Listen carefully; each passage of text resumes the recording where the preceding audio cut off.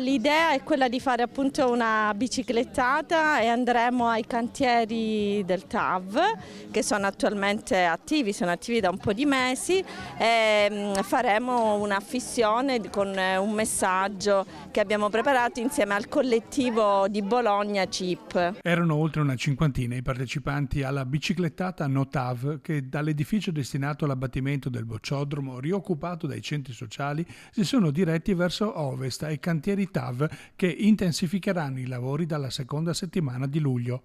Una prima tappa a Ponte Alto. Attacchiamo uno striscione chiedendoci se 10 minuti in più risparmiati tra Milano e Venezia valgano 10 anni di devastazione a Vicenza. La nostra opposizione all'alta velocità è un gesto d'amore verso la nostra terra, diciamo no all'inquinamento del suolo, di aria e acqua, però diciamo di sì ad una giustizia che parte dal basso, ad una comunità che si fa voce. Noi siamo una comunità desiderante che vuole difendere questa città. La comitiva ha poi proseguito verso Altavilla scortata dalle forze dell'ordine per arrivare alla meta finale della manifestazione. All'esterno di questo nuovo cantiere TAV sono stati scanditi slogan e affisso un messaggio lungo il perimetro di recinzione.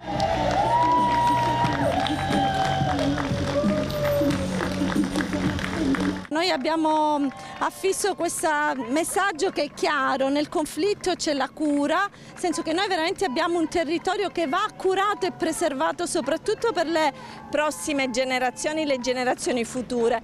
Purtroppo quello che si sta delineando per Vicenza è una città sempre più inospitale e sempre più inquinata e l'opera TAV, il raddoppio dei binari per l'alta velocità, per dedicare 2 binari all'alta velocità, è all'interno proprio di un peggioramento della qualità della vita dei vicentini. Con l'imminente intensificarsi dei lavori nei cantieri cittadini, i movimenti No TAV annunciano la prosecuzione delle manifestazioni. Ci saranno manifestazioni pacifiche, il 1° luglio è una manifestazione in cui invitiamo le famiglie a venire con i bambini, proprio perché è una manifestazione per chi è nato quest'anno e per chi deve ancora nascere, perché ricordiamolo che i cantieri TAV dureranno decenni, sappiamo anche come vanno i cantieri in Italia.